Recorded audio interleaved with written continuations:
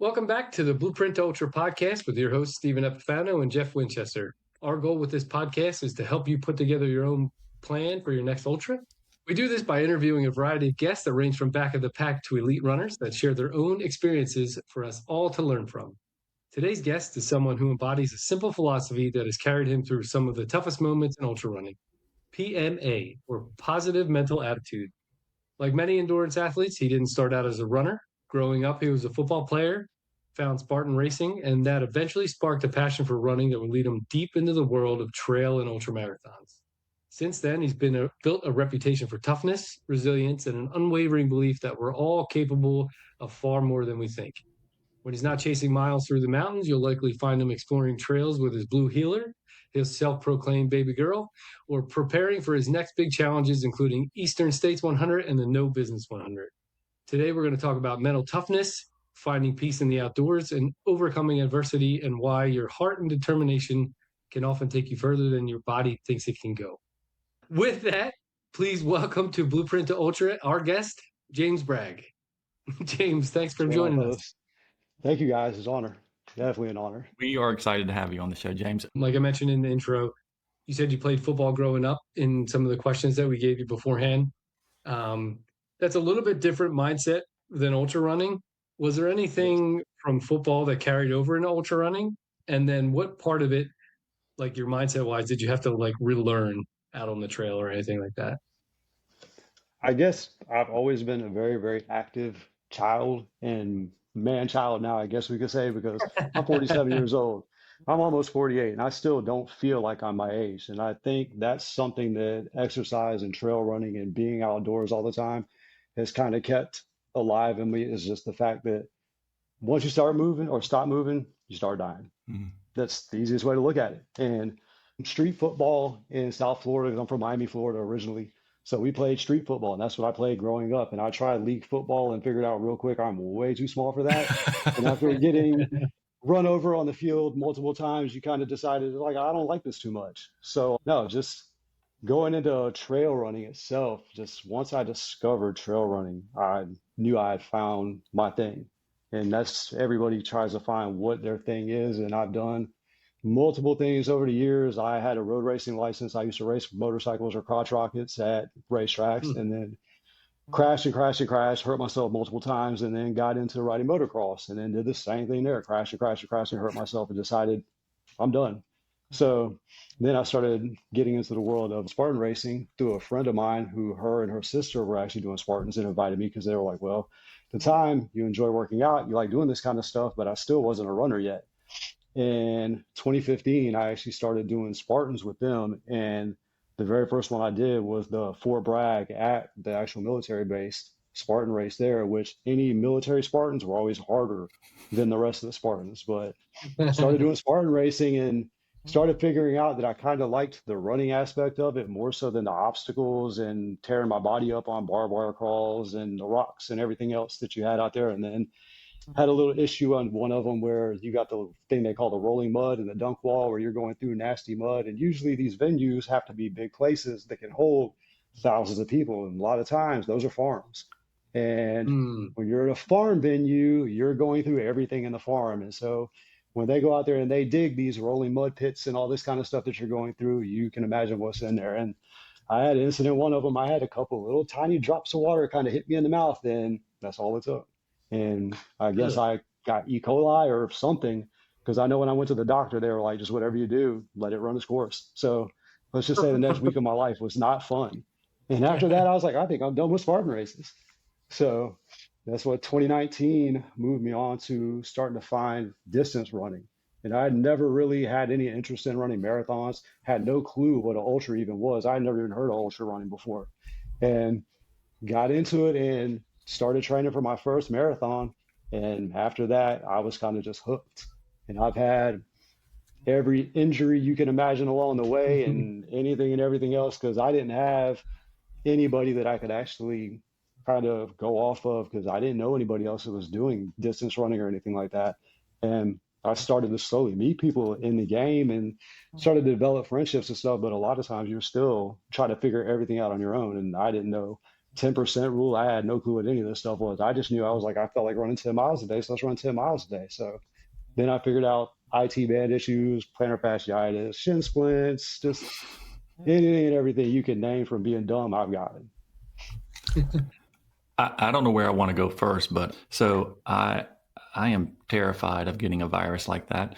So, or bacteria like E. coli. So for those listening, I'm sure when they heard you say that, they recognize the fact that you're on the crapper for about a week and it will rip your guts apart. That is a nasty one and it is not a fan favorite. But the good news is it prepared you for going to many of the porta potties you see at a race.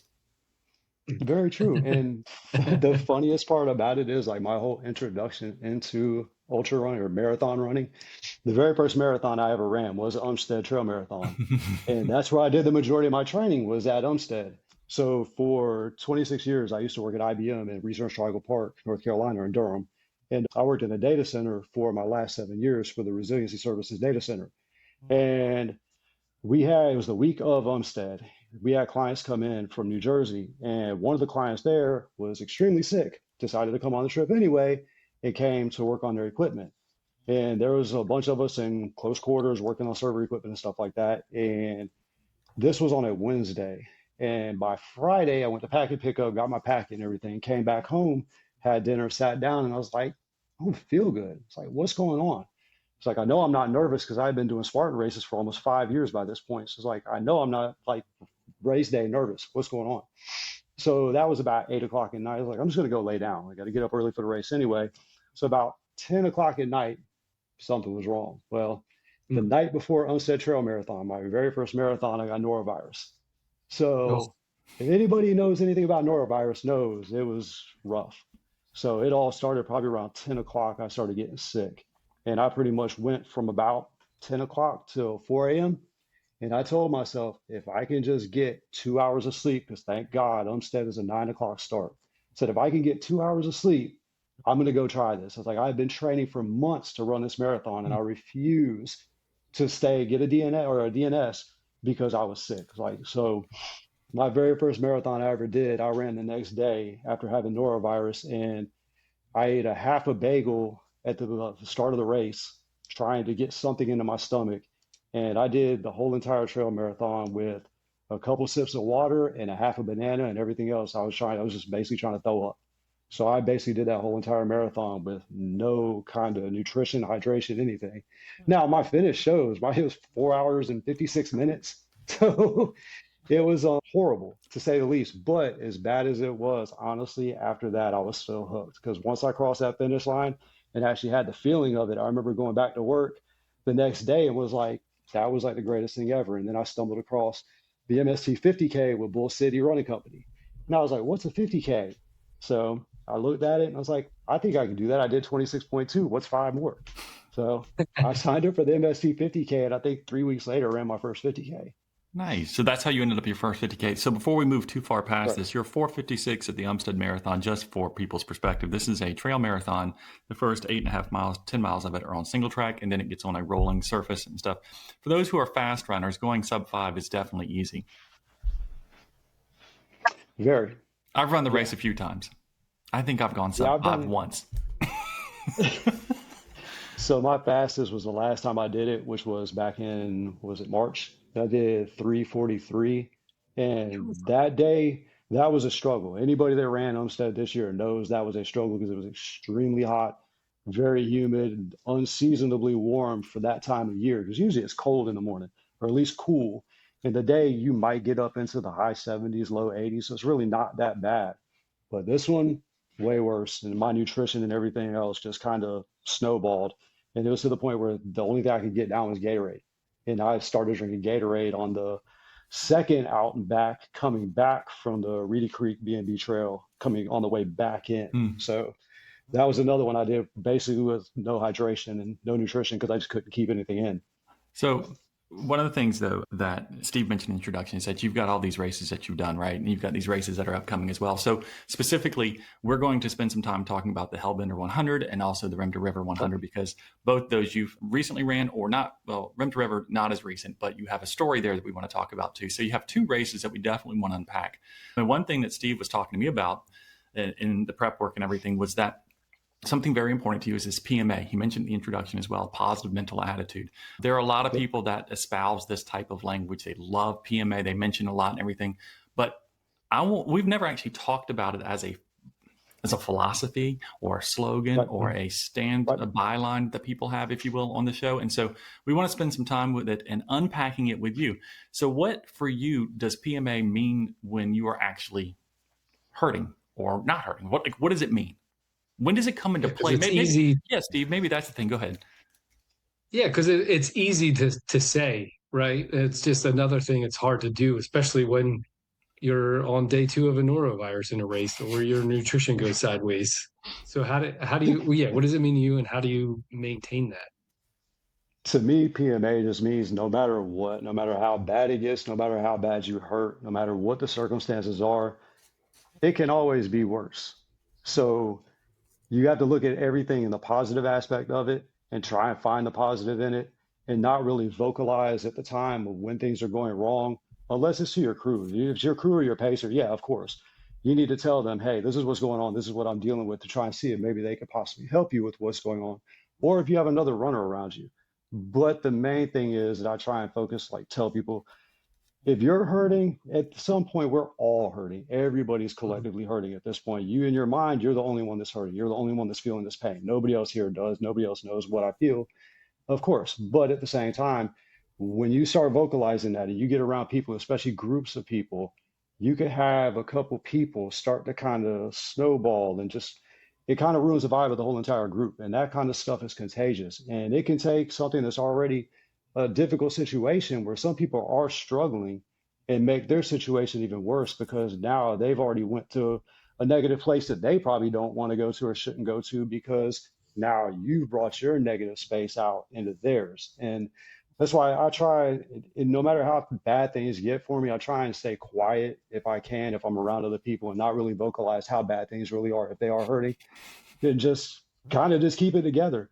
Because I mean, the reality of it is nobody wants to hear you cry. And that was one of the things that I felt like with Spartan races that I noticed, not so much. I do occasionally run across it in trail races, but Spartan races, I noticed a lot more of it, to where you'd have people, they would be together with groups and they would all just be cussing, and I hate this, and this, just, I'm done with this, I'm over this. And it's like, nobody's twisting your arm to sign up for these things. Nobody's forcing you to do this. This should be your passion and what you want to do and what you enjoy doing. And this should be your escape from all the negative, on everything else in life that's going on. But yet you bring that here. So you're really, in my opinion, you're kind of tainting what some of us find as like our out from everything else in the world that is a problem. And the trails to me is just like where I go to unwind and I can turn my brain off. That's the biggest thing for me, is I can turn my brain off on the trail and just enjoy everything around me as much as I possibly can. But it's really hard to do when you've got the guy behind you that's just constantly just complaining about everything.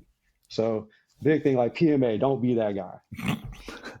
It's interesting to me because you said it's contagious, and I agree. Like I think how you present yourself can be contagious to people. It's interesting though to me because I think that negativity seems to be more contagious than positivity. Correct. Yeah. Very much so. But why it's easier to tip? Why is that though? Like if we're saying that both of them are feeling based or emotions based or an attitude based, then technically they should be just as contagious. But I feel like it's easier to gravitate towards being frustrated or pissed off or angry or sad or whatever. So how do you pull, if you've got your PMA running and I'm over there being negative Nan, what are you going to do to get me out of that versus looking at you thinking that dude's just delusional? No, usually I try and snap people out of it, just tell them, look around, look where you're at. I mean, there's people out here that would love to be where you are at this point in time right now, and that don't ever have the ability to get to where you are right now. Like Courtney DeWalter says about the pain cave, think about what it took for you to get to that spot that some people will never experience in their life because they're not going to push themselves to the point of where you are to actually get to where this is. And to me, that's the thing of beauty, to be able to actually push a human body to where you're doing what you think might be your limits is nowhere near your limits, but you have to be a little bit more graceful with what you're doing and kind of think about, like, this is a hard thing. Ultra running is not easy. It's not for everybody. And yeah, you're going to have hard times on the trail. It's going to be rough days, multiple days, depending on, like, Steve, 200 milers. I mean, Okay. imagine being around somebody that 180 miles of that is complaining the whole time. Like, that I've been would there. suck. Yeah, it would suck. So, I mean, I've had my own times where honestly I've kind of gotten in bad places, but if I do get around other people, honestly, and this, it's kind of sad to say, when I get around people that are negative and are being like that, I'll stop. I'll be like, I'll catch up to you. I can tie my shoe or something like that, and I'll stop and I'll let them go good enough that I even know that they're going to be far enough ahead. I don't have to interact with that anymore, or I'm gonna try and just drop the hammer and go. Mm-hmm. So, Well, the good news is I'm an introvert, so I tend to do better when I don't have people around me. But Yeah. see, but I'm also at times pretty negative to myself. And I think a lot of runners and ultras can be negative to themselves or hard on themselves. I don't think it's a rare occurrence. I think a lot of people are, but I think the key, and one of the things I've learned about myself and even others that I've worked with, and Steve, I'm sure you will echo the same thing for your own athletes. And what you said supports this. When I asked, what do you say to somebody like myself? You've got the PMA running, you're the positive person, and I'm over here pissed at the wind, and whatever's bothering me. The first thing you said is that you said, look around. And the problem when you're negative is that you tend to be very inward focused. Like all you're doing is seeing your situation, your world, your environment, your problems, your pity party is a party of one, whatever that looks like. And the solution is often first and foremost to get outside of yourself and look outside. Now, you want to do this external look, but then you also want to do an internal evaluation. Like, I'm still moving. Like, I'm hurting, but this is what's going well. So this foot's hurting, but hey, good news, the other foot's not. So you can do an external thing, I say first, and then doing an internal assessment to begin to come out of that negativity. But if you don't have any friends, because James will not be your friend, he's going to leave you. And so that's the solution that you have, is that you're going to have to pull yourself out of it. And the way you do is look around first externally and then go internally stuff. That's why I never use pacers, because I don't externalize any of it for them. Like if I'm in a bad spot, it's just me. I don't have right. anybody to lean on, which is good. Steve, See, sorry. I'm used to running by myself, so Yeah, well, sidebar here. I have heard, I'm not cutting this out, so everybody's listening like it's not really a sidebar, but sidebar here is I have heard situations where pacers are negative. And I'm That's like, ridiculous. Like if you are pacing somebody, you have got to check that at the door, because to James's point, your negativity is contagious. You are only hurting your runner if you are going to say anything negative. And that is a hard thing to do. Absolutely. When you are 20 to 30 miles yourself into pacing somebody and you're starting to hurt because you didn't practice your own hydration, nutrition. You've set yourself up for your own failure. You don't have that luxury. Yeah, right. No, you got to take that inside, and it's all about the runner at that point. Yeah. Sorry, sidebar, but yet not, because that's staying. Oh, one more thing on that. Sorry, I'm looking at my notes here. How'd you learn it? How did you develop the skill? Let me rephrase that. Because a lot of stuff that I've been around, a lot of people I've been around in life, negative. I've been exposed to a lot of negative, had a rough upbringing, rough life when I was younger, and just learned that you can't always be negative. If you're negative, and Amy, my girlfriend, is like the best one to try and snap me out of the stuff when it does start to happen. Just like you said, talking bad, like you start talking negatively about yourself. And once you start doing that kind of stuff, you believe it in yourself. Like everything's going wrong. Now I don't feel good, or I can't do this anymore. And just any of the negative, it starts to stick. And with me, it's like I've tried to always remain as positive as I possibly can. And with work is work. Everybody's going to say, like, people that know me at work and people that know me outside of work, is not like Jekyll and Hyde. But at the same time, if you're dealing with stressful situations all the time, you're not going to be the same person you're going to be when you're excited, you're on the trail, you're doing the things that you love. So it's harder for me to try and maintain that, especially in a working situation. But it basically pushes me to where I try to, when I'm not in stressful work situations, to actually stay positive, because I'm not in the things that are frustrating me. I'm not where I'm upset or I don't want to be. When you're on trail or you're out running or doing the things that you're passionate about, you should more so be grateful and have a gratitude because, hey, I can do this and my body's allowing me to do this. So I need to stay positive, because the second I start going to that negative place, or I start focusing on my knee hurts, or my foot hurts, or my stomach hurts, I don't feel good, I'm running out of energy. The next thing you know, it's a snowball from there, because now you're walking.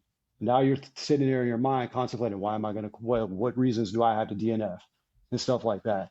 So yeah, just a rough upbringing, and basically knowing that I've been blessed with a lot of my stuff that I've had growing up and just the childhood that I've had because my folks have basically tried to give me the best childhood I possibly can and the young adult and everything going up. It's kind of just basically got it to where I know that I have reasons to be positive, Mm. and I have much more reasons to be positive than negative. And that positivity is contagious, just like negativity is contagious. If you get somebody that's positive and they're always trying to be positive around you, it's going to push you to more so be positive, because if everything you say is negative, they counter it with a positive. Eventually, you're going to be like, well, maybe I do have reason to be positive. Maybe I can change my attitude. Maybe I should be happier and more appreciative because this guy over here is not complaining and crying about everything, but yet I am. Why don't I look inside and see what do I have that's so bad? And the more we start to look at it, it's like, things aren't that bad. Mm-hmm. What I appreciate about this conversation is you are dancing between running and life. And Mm-hmm. what I like about that, and what I hope people begin to pick up on, is if you begin to develop a positive attitude, because I think it can be developed. I don't think it's something that everybody's innately done with. Your entire culture we live in is going to be negative. We've already talked about this. And Yeah. so you want to begin to develop the skills to change your mindset, and becoming more positive doesn't have to be delusional. It doesn't have to be, Apple Annie and pie in the sky. It doesn't have to be this fake it till you make it type mindset. You can actually put things in your life, skills in your life, to say, I'm going to focus on being grateful about things. I'm going to identify one person, be grateful for this 5 miles that I'm running, or whatever that is. And you can do different things to kind of force your mind to start thinking in a positive direction. But the beauty of this is how it translates to all aspects of your life. And so whatever happened to your own upbringing stuff, you begin to develop the skill set of being positive in different environments and stuff. And you begin to apply that in other areas. And so, I mean, I even use my own example. I tend to be negative and stuff, but what I've learned in this world that I now work in like my corporate life, if you will, and also my running life, is that the more I've developed the skill set, the more successful I am in running, the more successful I am in business, the more successful I am everywhere. And so I think it has a lot of strengths, and I think it's a topic that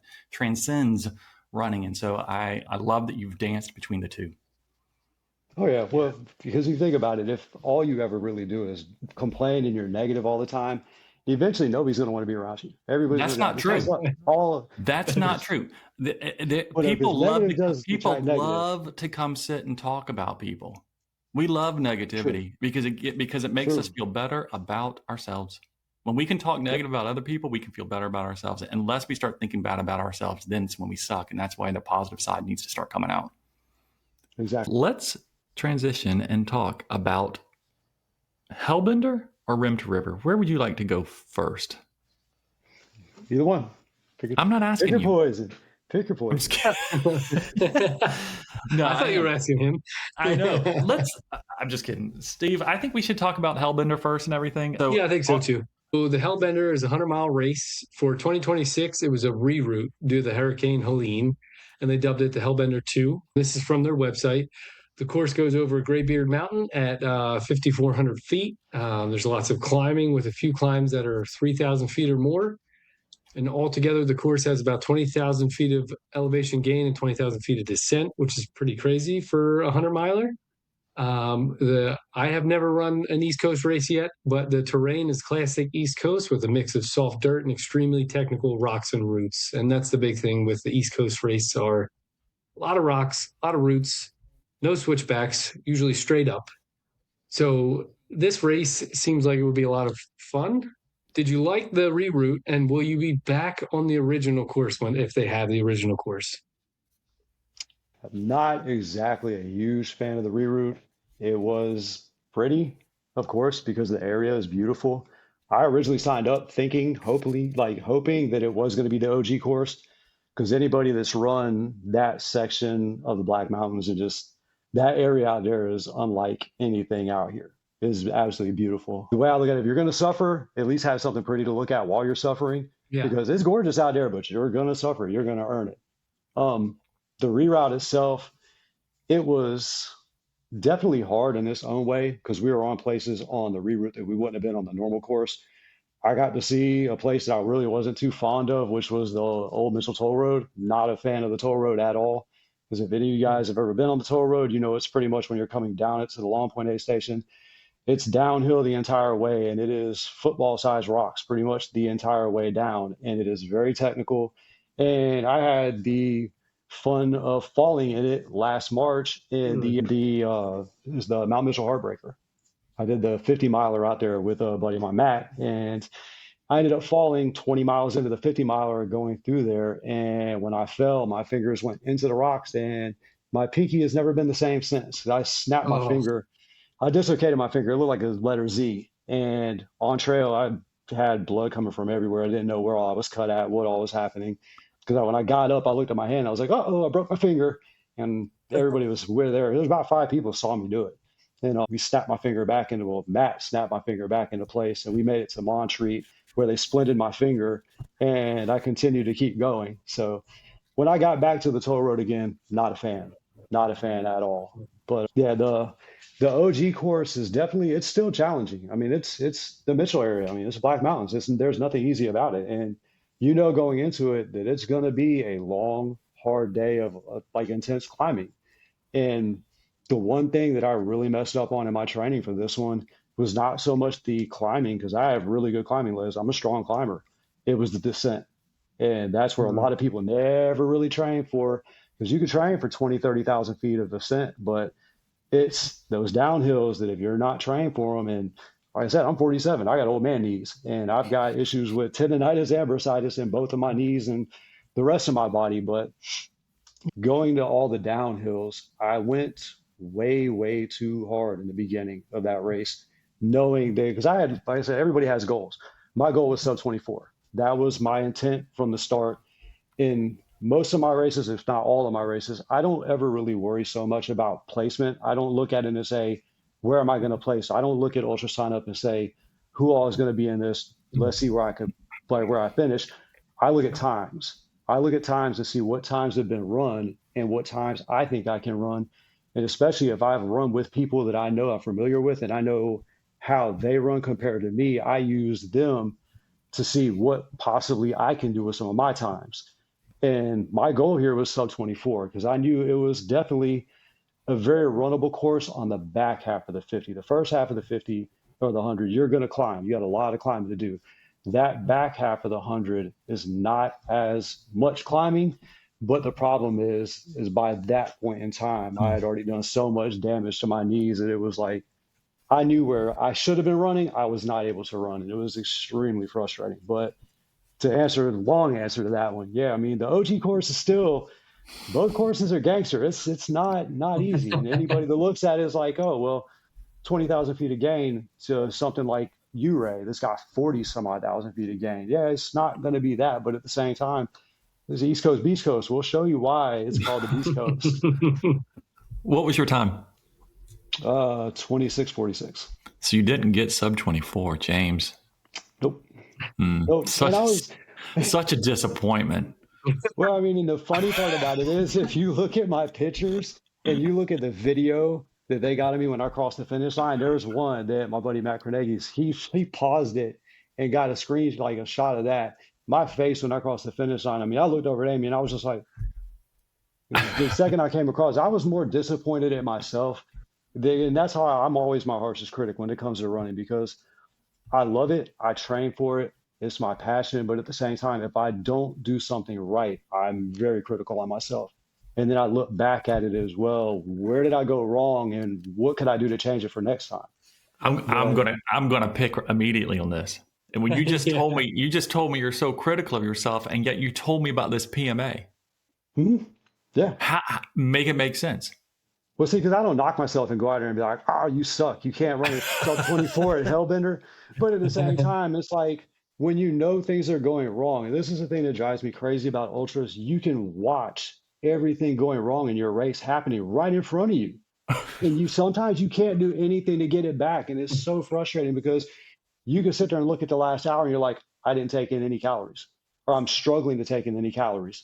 Now the next hour, now I'm sick.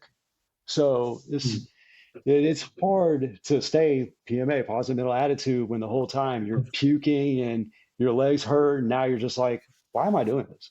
Like, why am I doing this to myself? But It's a skill set that you are it separating is. your attitude from your Yep. situation. Like you're Yep. separating the two, despite your own personal mistakes in your nutrition, your planning, how you're approaching different climbs or descents or whatever it is. You're separating your mindset from the catastrophe. Correct. Correct. And a That's lot of actually a times I do pretty that. good skill. Oh yeah, trying to separate that whole mind and body at the same time is not easy. But I mean, it's kind of like tattoos, getting tattooed.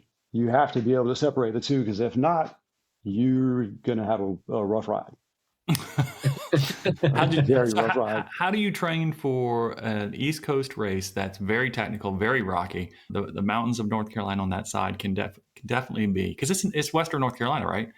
It is. It Yeah, is. yeah.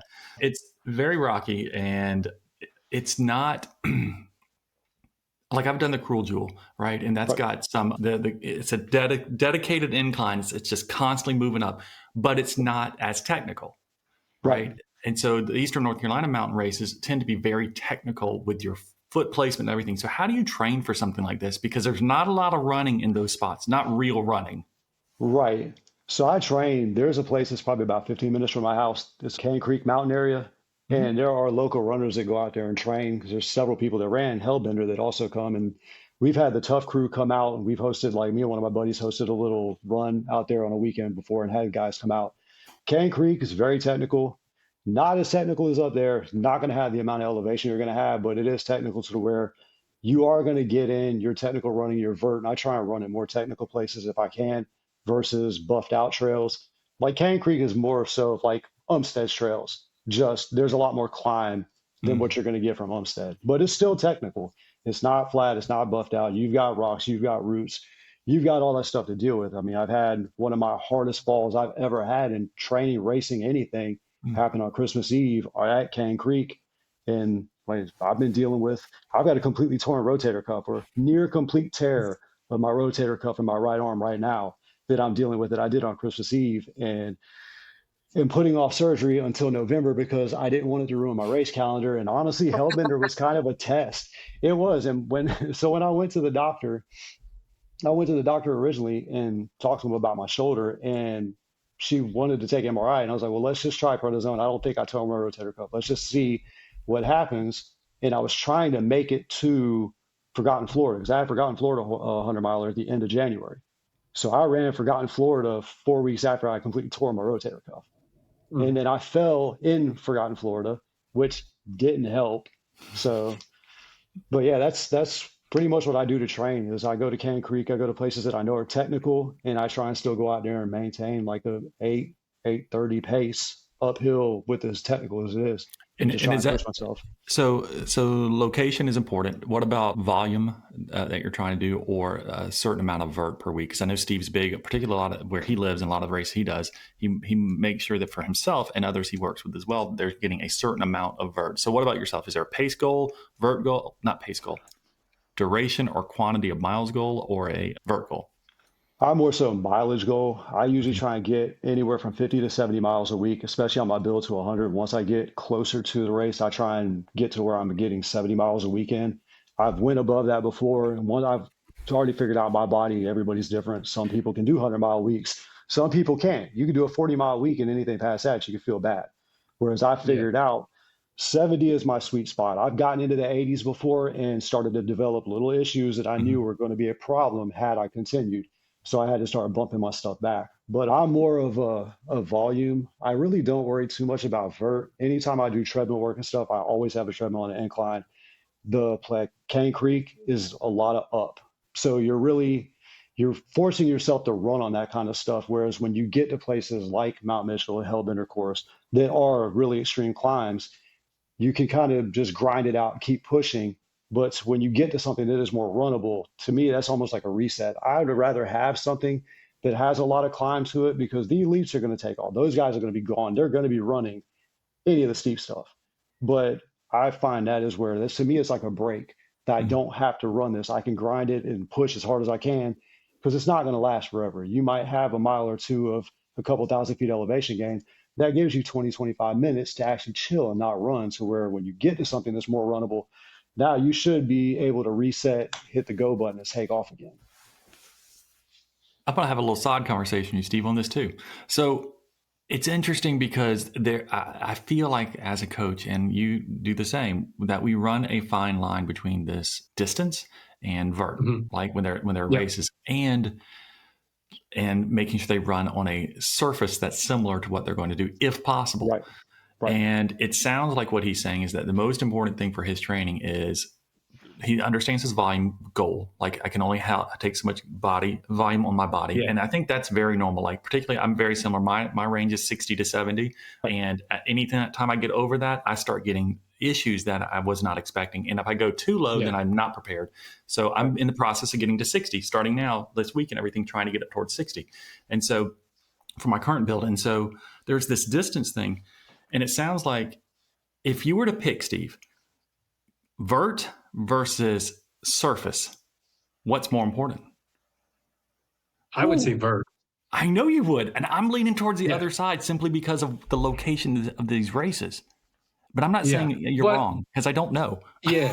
I mean, for me, it would be like, even if it's road, if you're still getting, anywhere between 15,000 and 20,000 feet of vert, like the technical part, sure, it's going to suck, but you're going to have your climbing legs and you're going to be able to deal with that. But if you're running flat technical the whole time, you may be better on the like technical section, but you're not going to have any climbing legs and you're going to blow up really soon. Yeah, and I'm not thinking so much flat technical. I'm just thinking, does he need to get 20,000 feet of elevation for Hellbender per week? And the only reason I say it is because what sucks about some of the races over here is that we just boulder, and it's such an uneven leg up that your quads and your hamstrings, your butt, everything just fires quick. And you're like, I just need to take my time. And that's where you're doing like step ups and everything instead of doing vert. Sorry, sidebar. I'll probably cut that bit. I was just curious. I think it's important. It is very important. All right. What went wrong at mile 50? So coming into graphite the second time, and this is where, before this is where I had to go back up the toll road from the Long Point aid station, I think is which one it was. By that point in time, we'd already went up to Graybeard. I was already starting to have issues with my legs by this point because I had already pushed way too hard in the beginning to try and maintain where I was. Because I know when I came into graphite the first time, that was the first crude aid station. I got there, I was on point for about a 22-ish hour finish. And Amy even told me, she said, you're in front of 23 hours. So I knew I was doing good, but I knew I needed to kind of pull it back a little bit. So by the time I was coming into the 50-mile point where it was a second graphite aid station, by that point, I was already having issues getting carbs in and calories or anything. So my drinks that I had Hyperlight in one flask, and I had the Precision, the carb and the electrolyte mix in another flask, and just straight water in my hydration pack. So it got to the point where, and I don't know if you guys have tried Hyperlight or anything like that. I like them. They're good. But once they start getting warm, you start getting more of a weird chemical taste. And then I'm real weird on when it comes to drinking, especially if I start getting really dehydrated. If the water doesn't taste right or if it starts getting warm, I have a harder time taking it in because then it just gets to the point, it's like, I don't want to drink anything. So then I find myself just wetting my mouth and spitting it back out. But by the time I had gotten to the 50-mile mark, I was already way behind on calories, already way behind on hydration. So I tried to, and I'm crazy about this, everybody laughs at me, I eat Jersey Mike subs when I run. So there are pictures of me, I swear it is crazy. I've got pictures of me in Umstead 100 going down the backside of the Turkey Creek, eating a Subway sub. They got a side view, and I'm like this with a sub in my mouth. And then there's another picture of me on top of Winter Star Mountain during Quest of the Crest with a Jersey Mike sub in my mouth. So it's kind of funny. They're just like, why are you always eating when you run? It's because what it looks like. But I got the Jersey Mike sub, and every bite that I was trying to take of it was turning my stomach. Because I was trying to get solid foods in because it was to the point where I knew I needed to get something in. It's like the ramen and like instant potatoes, the ramen bombs, those are my go-to. Like those are always my go-to. That's what usually helps me get through 100 milers is ramen noodles with instant potatoes mixed in with them.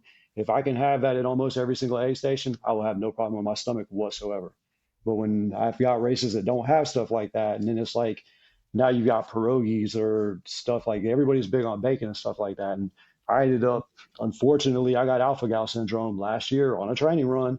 So Oh, now I can't have any kind of red meat or anything like that. So now it's basically gotten to the point where I have to be seriously careful about what I eat because I'm trying not to go into anaphylaxis while I'm on trail.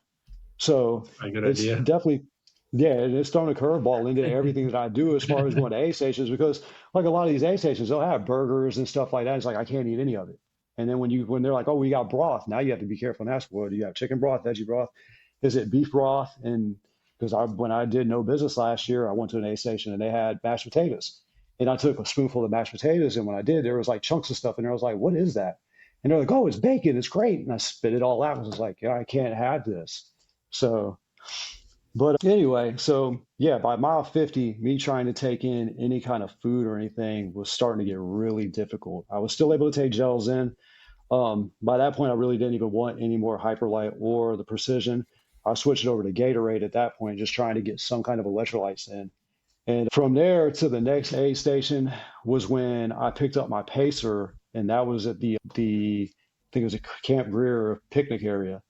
And my buddy James came out to pace me, and I felt good at that point. I was still able to run at that point, but by then I was already so far behind on my nutrition and my hydration that I already knew that it was going to be downhill from there.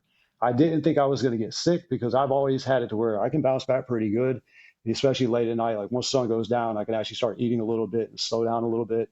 Things sometimes come back. This time there was no coming back. Like this one was a fight, like a big time fight. So by that time, I had pretty much gotten to the 70-mile aid station. I think it was a 73-mile aid station. And the girls there were great. I mean, it was a great aid station. They were just real attentive to everybody there. They got me ramen, got me some ginger ale and everything else. And I felt horrible because they went out of their way to make all this ramen and gave me all this stuff. And like 2 minutes after I ate everything, I walked off to the side and I puked everything in my stomach completely up. And I kind of looked at everybody, like looked at me and turned their head because nobody wants to watch you puke. But so I kind of purged and I felt great after I had done that, which we all know after you do that, you feel great. Problem with that is now you have zero Mm. in your Yeah. stomach whatsoever. And from that aid station, it was basically, I think it was a 12, it's almost a 13-mile stretch between that aid station and the next aid station. There was actually a manned aid station. You had 7 miles to a water drop, and then another 4 miles from that water drop to the next aid station. And as we know, like it's all time. It's all time. So when you look at it, you're like, oh, well, I've got 13 miles. But then when you're looking at it, you're like, I'm doing 15 to 20-minute miles by this point because I'm not moving anymore. So then you start thinking that's 2 to 3 hours that I Mm. have to go without any food, without being able to drink anything, because now everything that I have that I'm drinking is just making me sick. So it was a downhill battle from mile 50. How did you learn the skill set? Or I don't even know how to ask my question. At some point, you believe for some reason, you even mentioned at nighttime, you just know you start doing better or feeling better and stuff. How did you get to the point that you know that if you can hold out for a little bit longer, things are going to turn around? Like, where'd you Oh, learn because that? just go from times of things going bad and then getting better. Because we all know, especially Steve, you doing two hundos. I mean, you know, you're gonna feel great. You're gonna feel bad. You're gonna feel great. You're gonna feel bad. I had a really, really bad section from probably a little after mile 50 to mile 63. I think it was 63 when I picked up my pacer. That whole section right there, if you're familiar with the area, when you leave out, you go back from Graphites, you hit a road section, which is part of the Fauna Flora Trail, which is paved. And you go back and you're going to the backside of Katsuma and you're going up Katsuma that way. So all of that is technically runnable. I should have been running every bit of that and I Mhm. couldn't. And I'm out there trying to take gels. I'm walking. My buddy Matt got a picture of me from behind walking. And I should have been running every bit of this because he even said it when we were at the graphite. He was like, hey, he said, this is a runnable part now. You should be good to go. And I was like, I don't know. So when I left out of that aid station trying to eat the sandwich, I already knew it wasn't going to be good. So I tried running a little bit, but it was a struggle from that point. And I already knew it was like, well, you've been down before, you know it'll bounce back. You just don't know how long it's going to take for it to bounce back. Mhm. So I knew I was going to eventually bounce back. I just didn't know how long I was going to suffer for. And I suffered for a lot longer than I expected to. I didn't realize that that suffering was going to last from like mile 50 to 100 or 102. But I mean, it was rough. Well, it's hard for me to convince somebody who's never done 100 to believe that. Yeah. Like, it's really hard for me to convince them to believe that because of what you just said. That duration of how long you're going to feel bad is very personal. Yeah, you just don't know. You just don't know. Yes. And, everybody who's going to YouTube or going to social media, they're like, I'm going to run my first 100. And all these people in these podcasts have said, you're going to bounce back. And they're like, I'm not bouncing back. I'm being bounced all over the place. I'm not feeling it. And so they think we're all liars because they don't know how long it's going to last. And the crazy thing is, it could last the next 30 miles. It could last a really long time. And I think that's the part that when we go into these races, particularly when you're doing the sport, you think that it's going to get better quick because everybody says you bounce back and you believe it's going to happen within a mile or from one aid station to the next. Right. And you may get to the next aid station and still feel like complete crap. And you just have to be okay with that. Sorry, I just realized the fact that we say this all the time. And the only way you learn it is to literally go through it. But if you quit, you just still don't believe it. And you don't know. Yeah. That's right. Yeah, you'll never know. Even if you're walking the whole time, you bounce back when it's over, when you're finished. But you finished. That's right. Right. That bounce back could be when you get your buckle. Exactly. Well, 100 milers, and we all know this, 100 milers is you have to be mentally prepared, not just physically. To me, you have to be mentally prepared for this because if you've never done 100 before, if you're one of the crazy people that's like, I've done a 50K, I'm going to go for 100. When you're doing the 50K, I mean, even if it's some of the hardest 50Ks out there, it might take you 9, 10, 11 hours to finish. You're still going home. You're still going to be in your bed at nighttime. That's the one thing with a 100 miler, you've got to get that out of your head completely. Like, you have to go into this knowing when I start running this morning or this afternoon, I'm going to probably be doing the same thing I'm doing right now at this time tomorrow. So if you're not mentally prepared for that, it's a lot. It's a whole lot. And I think that was another issue that I had going into Hellbender is I mentally was not prepared for Hellbender. I was physically ready for it, but I was not mentally prepared. Because we all know there's a mental aspect of it too. You have to know I'm going to go in here and I'm going to suffer. But how bad do you want this? And are you going to suffer and bounce back from it? And one of the things I kept telling myself, and one of the things I try and tell myself in any race when I'm having a hard time, is you get one shot. That's it, one shot. There's only one 2026 Hellbender, and this is it right here. You're writing your own destiny. Now, is your destiny going to be a DNF on Ultra Sign Up because things got rough and you couldn't bounce back from it? Or are you going to have a different outcome because it's going to get bad? It's going to suck. But at the same time, it's going to get better if you just keep moving. You can't sit and dwell on it, just keep moving. So, because we all know, you can walk and puke. I mean, you can walk and do anything. You just got to keep walk walking. And cry if you want. Yeah, I've done that plenty of times too. It's one of the reasons I like going out there alone most of the time, because there's times in the middle of the night you're just like, you break down and you're like, why am I crying? What is wrong with me? But yeah, that's one of the things that I wish a lot of runners would look at. Like, you get one shot at this, like just like life in general. But at this race, in the races, you train and train and train and train. For some people, for months, for things to go wrong for a couple of hours, and you throw it all out the door, and you're just like, I can't do this. And a lot of times, I think if people will push through it, because we all know, 100 milers, it's all fun and games. So you get to about mile 70 or 80. That's when you figure it out. And Jeff, Rhonda, the RD for Umstead, like she says, you're going to run the first 50 with your legs. You're going to run the last 50 with your heart. And it's the truth. There's no better saying than that. I mean, that first 50 miles, you can push through that. But when it's middle of the night and you're hurting, you're tired, and you just want to lay down, and you want the pain to stop, and all I got to do is just make it stop. I just sit down and it's done. The pain will stop. Yeah, it does until you start thinking about it. And then you beat yourself up the next day because now you feel great and you wonder, why did I quit? I could have kept going, and the race might still be going, but yours is done. Here's what I like about this is that we are spending this time talking about all of your struggles. And yet, how many hundreds have you finished? 7. So I've done 9. I DNF'd the first 2. So and not since, huh? No. Right. No, So that's why I said it's a mental thing. And that's why I Yeah. think so many runners need to understand if you're trying to do your first 100 miler, you have got to know that you're going to feel great. But come mile 70 or 80, if you've trained good enough, your training is going to mentally push you to where you need to be to finish this thing.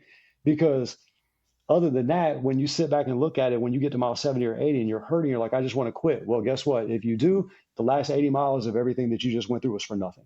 You just suffered. You just suffered all day for nothing. Because if you're like me, you're going to want to have to go back and do it again. So just get the suffering over with and just get the buckle. And then from then, you'll learn that when it comes to these 100 milers, once you do a couple of them, you realize that the last half of the race is a mental fight. That's all it is. It's a mental fight the entire time. This is a tension. Well- This is such a tension. I'm sorry, Steve, I'll let you go in a second. This is a tension for me because an outsider hearing you say that, if you DNF that race at mile 80, we're all going to tell you on social media, but you ran 80 miles. We're excited for you. And that is just what you're supposed to do. Like, we're supposed to encourage each other when we have our failures. I get it. But for the runner, to a person, they all are so dissatisfied. Now, they will tell you that they've accepted it and they've worked through it and they have their reasons. And I'm not saying that they regret it. Please don't misunderstand that. If you've DNF'd, I DNF, so I know how this game works. But I will say I'm still dissatisfied because that's not what I set out to do. And yet everybody around me is saying all the nice platitudes and I'm trying to feel better about life and everything. And it does help. So please, if I DNF another race, you guys definitely encourage me that it's okay. I got 10 miles out of my 100 and we're all happy, right? But that is the tension because ultimately I'm still kind of pissed. Yeah. Very, very. And that's the thing that a lot of people don't understand is like when you drop, when you say I'm done and you DNF, it doesn't stop there. If you have issues with anxiety, depression, and a lot of people that do run ultras, I've noticed a pattern, have issues with things, and this is what we use to cope. Yeah. And if you do drop and you DNF, it's going to compile everything so much because the first time I did it was Umstead. I tried Umstead 100 for the first time years ago and went out way too hard and I DNF'd. And the thing that got me about this one is because, Umstead, if you do more than 4 laps, you get the 50-mile finish. So I did 5 laps and it was funny because like I am sitting on my chair over off to the side in the crew area and you can see everybody coming and going to the starting line. And I'm sitting here crying because now my knee's blown out and I can't run anymore. And that's the year Devin Yanko's coming down the chute, winning the race while I'm sitting there crying. And I get to see both perspectives of this. And I dropped and I quit, but yet I was still credited with a 50-mile finish. So when you look at my ultra sign up, I've got the one DNF there from the Yeti years ago during Hurricane Ian, but I don't have that DNF for Umstead. And to me, it's like, that's a badge out because I've got a 50-mile finisher credit on there, but I didn't earn that 50. I earned a DNF. And in my opinion, it needed to be a DNF. And I kind of wish it was a DNF because I earned it. I quit. And like I told Amy after that, I was like, once I quit, it's sad because if you had never quit a race before, you almost don't know. You're like, what do I do? I don't know what to do. I've never quit anything like this before. How do I handle this? And then when you do, you kind of look back at it and you're like, I could have kept going. I could have kept going. I could have kept walking. I could have walked it out. I could have finished this race. But you did. If it makes you feel better, James, I've got that Umstead 50 also. I know. It's funny because I watched your YouTube videos coming into it before I did my Umstead run. Because that's one of the things that I try and do with all my races. And I love content creators and I love you guys for doing what you're doing because a lot of people that want to run races, if you like what I do, I study YouTube videos. If I have a race that I'm interested in, I'm going to watch YouTube videos, everything I can find of this race to try and see what I can, to learn what I can about the actual race. And that's exactly what I did. And that's how I knew who you were before I ever met you. But yes, it's funny that like it is. We both have that 50 and we both know what it feels like to let it go. To get the Umstead 50. Yeah, exactly. I hate the Umstead 50. I don't mean that. For everybody who knows, I love the race. So I go volunteer all the time. I love that race. But I don't like my Umstead 50. It is what it is. Anyway, Steve, I interrupted you about 5 minutes ago. Was there something you were going to add? I'm sorry. What were you going to say? Yeah. I just had a question. So you'd say, And we all agree that it is mental, right? Especially you got to be mentally prepared for your first. I mean, I would say any race that you're doing, but especially like something that's a 50 miler, 100 miler, stuff like that. Right.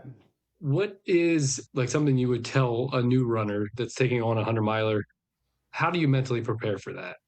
Or was there like one key aspect that would say, hey, like this is going to help you get through it when the times get tough? Just so my buddy James was the one that actually paced me for Hellbender. He did his first 100K at Looking Glass last year, and he did his first 100 miler with us this year at Forgotten Florida. And I told him, I said, look, dude, it's all fun and games until you get to mile 70 and 80. And I was like, and I'm being dead serious about that. Like, it's not, you think it's going to hurt. It's going to hurt way worse than you think it is, but that pain doesn't last forever. Like, you have to kind of focus on the finish and not where you're at that moment. Just keep pushing yourself and don't look at everything. We all know this. Don't look at it as a whole. If you're trying to eat the whole entire cake in one time, you're not going to do it. But if you're eating piece by piece by piece, it's not that bad of a problem. So the whole aid station to aid station mantra is basically what I try and tell everybody. Aid station to aid station. Don't look at it like I still have 30 more miles to run, because come mile 70, when it's getting dark and now you're looking at it, you're like, I have 30 more miles to run. If I'm doing a 14-minute pace, I'm going to be doing this at 7 o'clock tomorrow morning. If that's how you're looking at your rest of your race, you're going to struggle so bad. And that's when I first started doing these things. That's where I messed up at, is I looked at the time. And that's why I try and tell runners, it's only time. It's only time. What if you stop now, what are you going to go do? And like April Bailey, we all know April. One of the times I was talking to April during her run, she was telling me one thing that was told to her was, when you quit here, what are you going to do? Are you quitting because you're going to sit down and get luxury, or are you quitting because you need to go to the hospital? If the answer is not the hospital, keep going. You have no reason to stop. Keep walking. Seriously. Like we all know. And that's the thing. We train for this stuff and we push our body to these points doing ultras. And we know how bad it's going to get. And we know that it could get way worse than we've ever felt it before. But we also know that pain is not going to last forever. And you train for this. If you've properly trained for this, the mental aspect of it is going to eventually get you across that finish line. And we all know you could be dead tired. And how is it every one of us is miserable? We're dead tired, but you're a mile from the finish line, and all of a sudden you get this big burst of energy. And now you're running the last mile, whereas the last 30 before that, you couldn't even do anything but walk. So it's amazing to know that it's right there. It's right there. Once you can learn to harness what your mind can do, like Goggins says, once you think you're done, you're only 40% there. You got more, keep moving. I think I walked into the finish line of my last 100-mile race intentionally, because I was like, why am I running the last 100 yards here? I'm going to walk in and I can lose those 15 seconds. So that's what I did. I've done it. I have several of my 100-mile finishes, and I have literally walked into the finish line. I think it's great. I think it's fantastic. I'm walking it in. But it is true. The last 20 to 30 miles are definitely more challenging for a lot of folks. A lot of people, particularly in the first, are going to hit the death march and everything. So I think when you said that if they're not to be discouraged because they're maintaining a 14-minute pace, listen, for a lot of runners, if they can maintain a 14-minute pace for the last 20 miles, they will feel like they have won the lottery. Oh, yeah, definitely. Because I think to get 100 miles, what is it, 14:14, I think, is the pace, I think, for the whole 100. And so, you're talking sub 24 if you're maintaining 14s throughout the time. So if they're hitting 14, they're stoked. Yeah, exactly. Absolutely stoked. We are running quickly out of time here, unfortunately. And so I don't want to run past. I don't want to run past the rim to river and everything, but I know we wanted to talk about it for really to get an understanding of something that you wrote in your notes to us. It said that at mile 17, your knee gave out and then you walked for 45 miles. Yep. Steve and I, we're not smart. We are educationally challenged and our math is not good. What happened to the other 40 miles? So that race there, and I will hype this race up. I love rim to river. Anybody that has not done rim to river, you have got to go do, dude. You can't get in rim to river. It's a lottery now. Hey, and there's a reason for that. Now you can get in. You have to do the trifecta. Because I remember Brian opened 50 spots for the trifecta. I actually did the trifecta for 2 years. So you got to do cabin fee for 50K. You have to do the Falling Water 100K, and you got the 100 miler. But you're guaranteed an entry into the hundo. Now, I will say, out of the three, that Falling Water 100K to me was harder than the 100 miler. So Hmm. just keep that in mind if you want to do it. But so going into Rim to River, it was the first time I'd ever run it. And this was the third 100 miler I had attempted. So I DNF'd Umstead 100. And then the Yeti that I'd done was the year of Hurricane Ian. So that's when halfway through the race, the hurricane had blown through. I had a miserable time. I had a gear failure, Mm. completely my own fault, going into hypothermia. And I knew it was like, well, are you going to die or are you going to keep trying to go? So I pulled the plug on it. And that was another one that I looked at like I probably could have finished, but had anything bad happen, I would have been in trouble. And that would have been on me. So I called it on my own. Mm. But going into Rim to River, I knew it was like, this is my third 100. And if I DNF this one, was like, maybe 100 milers aren't for me. And that's even what I thought the whole time I was walking through this one, because going 17 and a half miles in, you get to an aid station out there, and going to this aid station, my knee started to bother me a little bit going to it. And by that point, I already knew I was like, something's not right here. Had it been a training day, I would have called it right then and there. I'd have been like, this is something's not right. But I kept on pushing. And the 25-mile aid station was the first time you get to see your crew. And that said Kennard. I made it to Kennard, and when I got there, I told Amy, I was like, I need the spray, the biofreeze spray. I was like, please just spray my knees. And she looked at me, she was like, you got to be kidding me. She said, it's way too early for that. I said, look, my knee has already bothered me bad. So she just kind of shook her head and sprayed my knee down, and I kept going. And I probably should have took my poles from there, but I didn't. And when I saw her at the Fayette Station, A station, which was mile 43, which is where you're going under the real huge bridge that everybody sees. That's the old bridge, is where the Fayette Station one is. And that's coming out of the gorge going up. So you got a big climb after that.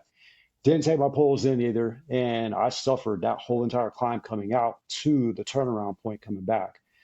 By this point in time, I was already hurting bad enough. I could run, walk, but I couldn't run consistently. Mm. So when I got to the turnaround point, I got my poles from there and started heading back.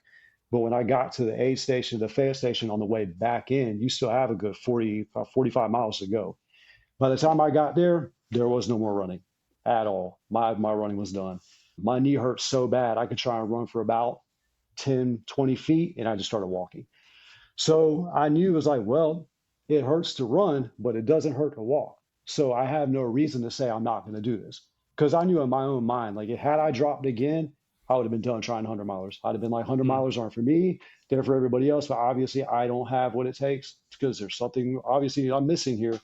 So I pushed through and I walked the last 45 miles. I pretty much walked by myself all night long out there. And you get to be with yourself, with all your thoughts and everything else, and all the negative thoughts and all the stuff that comes across, to where you kind of start thinking to yourself, like, am I going to quit? Am I going to quit? Am I going to quit? But I use the A station mantra and just kind of try to tell myself, stay positive. I listened to music and podcasts, and I had a very, very, very long night of just reflecting on everything in life to get me to the finish line. But I crossed the finish line, and when I did, getting that hug from Brian RD, and the one thing he told me that really stuck was, you had a hard race, but think about what that says. Because most people, like the front runners, everything worked out for you. Your nutrition was great. Your hydration was great. You ran great. You did good. You won. Good for you. The person that's finishing towards the back, or the back of the packers, that are struggling, fighting cutoffs the whole entire time, can't keep food down, but still can find a way to make it. That right there tells a far better story than the person that had the perfect race that just blew past everybody and had no issues whatsoever. I mean, you got a story to tell now. As you walked the last 45 miles of a 100 miler all night long. And I think I still finished. It was 26 and some change is what my finish was, after still walking the last 40. So while I could run, I was running. But when I couldn't run, I was done. And I still try to power hike as fast as I possibly could, because I'm a pretty decent power hiker. But yeah, it was a very long night. Very long night. I want to take just a second. So you mentioned earlier about when people DNF. Now, Steve, you can't relate to this because you don't DNF. So you mentioned earlier when people DNF, like myself and you, right? We sometimes struggle with depression and self-talk, if you will, how we see ourselves. Just everything comes circling back. This is your third attempt at the 100-mile distance. You'd already got your Umstead 50, which didn't count. You DNF'd the Yeti 100, and you had a hurricane excuse. And you're now in this rim to river with a knee disaster that starts at mile 17. And you said at the turnaround, because it's an out and back, that you started spending time in your head for the next 45 minutes. And I'm not going to get into the PMA thing. And I'm not actually going to ask you what most podcasters would ask their guests, which is what kind of things did you say about yourself in this moment of darkness? Instead, I want to know what you said about yourself when you crossed the finish line. I was extremely proud of myself because that basically told me that if you could do this, then there's no reason you can't do anything else. Mm-hmm. Like basically, you find your own reasons to quit things because you don't want to do them. But if you want to do something, you will find a reason to keep going and to finish it. And I knew in my heart, it was like I had more than what I was putting out. And I knew I could get across that finish line. And I knew I wanted to get across that finish line. And also with that one, part of the trifecta was all 3 races. If you miss any of the 3 races, you're out. Mm-hmm. And the funny thing was, going into that race, which put pressure on me, I was in first place in the series of the 3 races.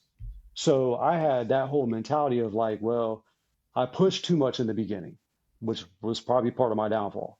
But I also knew that if I quit, that the other 2 races were gone. So I basically I kind of instilled in myself, like, you are strong enough to do these things. You are mentally strong enough and physically strong enough. Now you just have to figure out why things are going wrong the way they're going wrong and try and repair what you can from the aspect of this is running 100 miles. This isn't walking 100 miles. This is running 100 miles. And that's why I quit Umstead. And I hated myself for it, is because I looked at it, because there was a guy that was coming down Reedy Creek and he looked at me. He was like, well, because he saw me limping. He was like, are you hurt?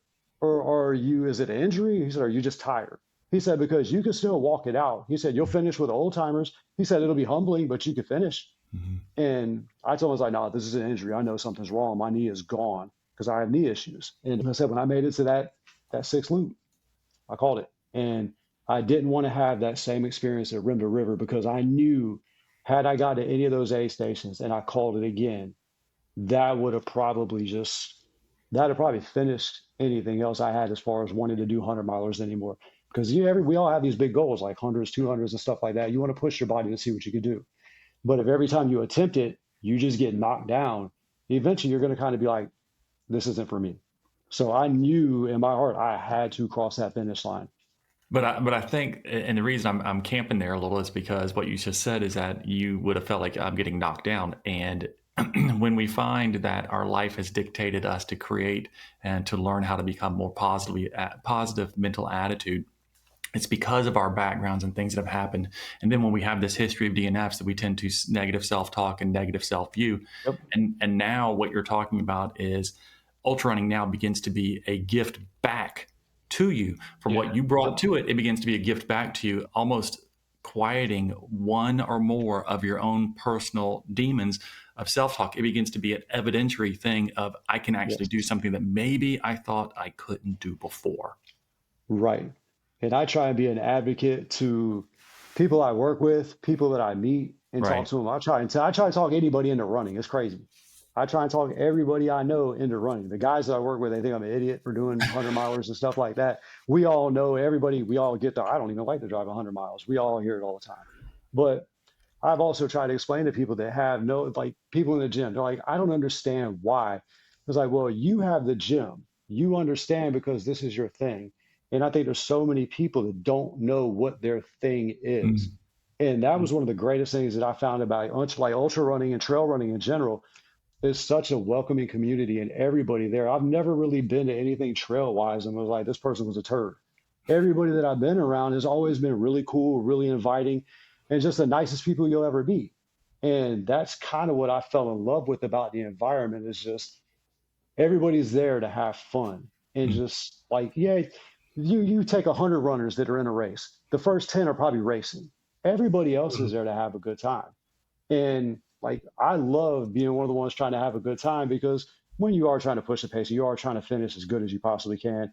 Those aren't the greatest days that you have. So those are the ones where it's uncomfortable for quite a bit of time. So, but I try and advocate running to everybody and tell them, just give it a shot. Yeah, you might say, I hate it after a mile or two, but just give it a shot because you might be surprised. You might actually like it. And you might find something that, like I did, I got turned on to running. I was like, I love this, just the feeling of it. So, but no, I don't have very many takers. That's the whole thing. Well, I mean, I don't like to drive 100. I don't like driving 100 miles either, though. No. So understandable. I'm like, they tell me that I'm like, yeah, I don't either. Yeah. So let's just go off our run. Listen, you've got No Business 100 coming up in October. You've got before that, I believe it is Eastern States. So I signed up for the Cherokee 70K that's coming up in 6 weeks. And my knees are still bothering me to the point where like I'm having issues running right now. I think I did 6 miles this week. So that's 60, little 60 to 70. You still got a little ways to go to get to that. Yeah, as long as I can kind of get things back to where they need to be fairly quickly, which, knock on wood, usually happens, I should be okay. I know Cherokee's not going to be like my best race, obviously, because of how I'm going to feel going into it. And I kind of need to protect myself because 3 weeks after the Cherokee is Eastern States 100. Right. And I'm using Cherokee as a training race for Eastern States because it's a 70K. It says 46 miles, but I think it's right at 11,000 feet a gain. So, and I know out there in the Cherokee National Forest, it's Rocky Rudy technical. It's a technical race. Yes. And I've never run in Pennsylvania, and everything I know about up there. And like I said earlier about people's times, I know people that have ran the Eastern States last year, and I've run with them before. And I looked at their time and I was like, there's no way. Sub 24 is not even a question with Eastern States because my buddy finished second overall, and I think he did 23 and some change, and he's an absolute animal. So yeah, I've already told Amy, I was like, this is more like a 28 to 30 hour kind of finish kind of deal is what I'm shooting for on this one. But I also know going into Cherokee, like I have to be very conservative because if I do anything wrong, 3 weeks is not enough time to bounce back. And I already emailed the RD, and he was like, yeah, he said no deferrals. He said, I can give you half your money back for Eastern States. I was like, nah, we'll be all right. Oh, for Eastern. Yeah. Well, be careful at Cherokee. Steve, that's the one that Katie Jackson, who we interviewed earlier in the year. She ran Cherokee last year, I think. It's a tough one. It's very, very technical. So I've run with her before. I ran the you ran with Katie? I did the naturalist with her 2 or 3 years ago, and she's a pretty good runner. Yeah, she's crazy. Very fast runner. Yeah, that naturalist finish was probably not her best day because I'm not going to put her out there on the internet, but she had a really rough time when she finished. Yeah. Yeah, she had a rough time. She's a solid runner. She was rolling. Oh yeah, she rolls. So at the end of our shows, though, James, you said you've listened to the episodes before. When you were bored, you told me before the episode when we started recording. I'm just kidding. He wasn't bored, everybody, but he may have been. No, he listens to the episode just like they are listening to us right now. And so we do a segment called Coach's Corner at the end of each of our episodes. And the goal of that is we have anybody who is listening to the episodes, they send in questions through our Instagram account generally, or they send us through us text. If they happen to know Steve and I as coaches, it could be one of our runners as well. They send it in and we read that question on air for Steve and I to answer, or we invite our guest to answer it as well. So sometimes it goes well, sometimes it goes poorly for Steve and I, never for our guest, always for us. And sometimes we don't get a question at all, but this time we have a question coming in from Brooklyn, who does our social media as well, and she helps us with our content, and she has a race coming up. And so she will get to hear this answer before it's publicly released because she gets access to these types of things. But her question is, a race that's on a Saturday morning, it's Monday. What should a typical race week look like in terms of completing out your training block? Ooh. So race week, what does race week look like when it comes to finishing your training block? Steve or I, we will go first. You can just say you hate our answers and you have a better one. Steve, you, me, how you want to go? You can go first since we talked about it. I don't want to take your answer. It's not my answer. It's an answer. So, well, I guess it's the answer. Yeah, it's the answer. So Brooklyn, and for anybody else, I look at taper week as a week to just I want to say do nothing, but we have a misconception of taper week. We tend to think that it's just, oh God, I'm not doing anything. We got the taper crazies. I need to be doing more. I need to be running and stuff. And what I fully, truly believe about this is that your taper is your peak. So a lot of runners think that they are peaking at their highest volume week 2 or 3 weeks earlier. And it's true, they are peaking on volume, but they are not peaking for their race. They are peaking on fatigue. They're peaking on the need for recovery. And so tapering all the way down to race week is the entire idea of beginning to peak, to actually getting into race readiness. And so that your body is recovered so that when you toe the line on race morning, you're ready to go. So I tell my athletes, look, we're going to have a couple runs early on in the week, scattered out, maybe 45 minutes, sometimes up to an hour, generally not much more than that. And those are going to be super easy efforts. And by Thursday, I'm probably down to a 30-minute run for them. And so the idea, though, is that their number one priority for race week is sleep some more, and then sleep some more for that. And the reason I say that is because I really want them to focus on sleeping Monday through Thursday. Yep. Because Friday night before race, they're not going to sleep. And so you can actually absorb that Friday night lack of sleep. What you can't absorb is not sleeping Wednesday and Thursday and Friday. Yep. That's mine. That's what race week looks like for me. Steve, anything for you? Yeah, I mean, I would agree. I mean, depending on the race, kind of like you, Jeff, I'll have people do like either a fast walk. Most of my taper weeks are brisk walks for a lot of my athletes, cutting down on strength training, cutting down on sauna, all that kind of fun stuff, if that's what we've been doing. And for myself, that's my only time I get to sleep in, like, because I'm up really early. So, and I know a lot of people, that's when they get their runs in. So enjoy the time off where you can sleep in and you're like, man, this actually feels pretty good. And just sleep and eat. That's really it. I think they get the taper crazies because they're just used to doing something. Yes. Right. And they get bored and they're like, I'm supposed to be doing something. Like, yeah, sleep. Yeah, that's what you're supposed to be doing. Sleep. I want you to sleep and nap. I've gotten to the point I'm like, should I start programming sleep on race week? I don't know. You may have to. Just for them to be compliant on it. Anyway, all right, James, what is your answer? Any thoughts you want to add to that? Might as well. I'm kind of unconventional. I don't taper, and especially going into 100 milers, because anytime I've tapered trying to come into races, I wound up with injuries. The ones that I have not tapered at all, I've done really great in. So, and I tell people, don't take my advice when it comes to tapering, because what works for me might not work for you. Now, I don't try and do a 50-mile week the week of a 100-miler, but I'm still going to try and do 20 or so miles and try and get longer runs. Like my Wednesday run might be a 10-mile run, but everything else is going to be 2-3 miles, 4 miles. But like you hit the nail on the head. Sleep. That is why I tell anybody and everybody, sleep. Your sleep 2 days prior is far more important than your sleep the night before, because we all know your night before, you're not sleeping. You might think you are, but you are not sleeping. So now, especially a long race, if 100-mile plus, now you just went another day without sleeping because you didn't sleep the night before the race. Now you're not sleeping the night of the race. So now you have that caffeine crash, or if you don't take caffeine, now you have that crash 2 days later where you don't know what to do.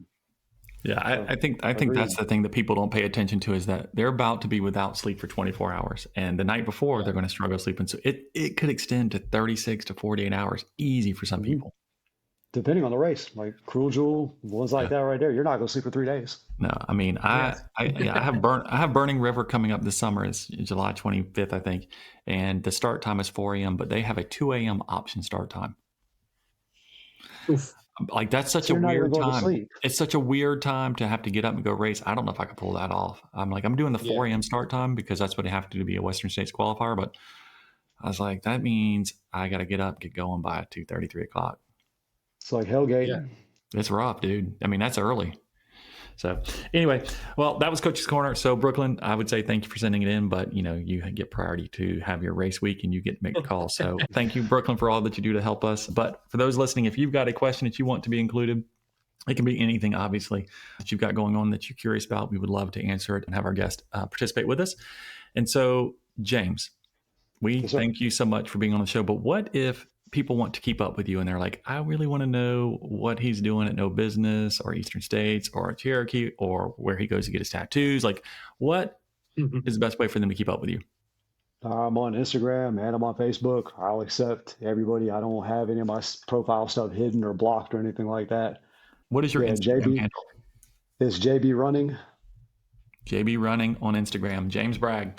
Yep. Double G, James Bragg. So That's look it. him up. Definitely give him a follow. I think they will enjoy following you as well. And if they live in Eastern North Carolina, or anywhere in North Carolina, rather, they should keep up with you because you are very involved in a lot of the running community in the North Carolina area. So I'm looking forward to seeing you again somewhere out at a race or volunteering or something. I know that you and I are often at similar races in the Raleigh area, at least. And so I look forward to that. But for those listening to it, thank you so much for taking the time to download the episode, to plug us in the ears, to listen to Steve and I talk about our favorite thing of running with our guest today, James. We appreciate you for being here with us.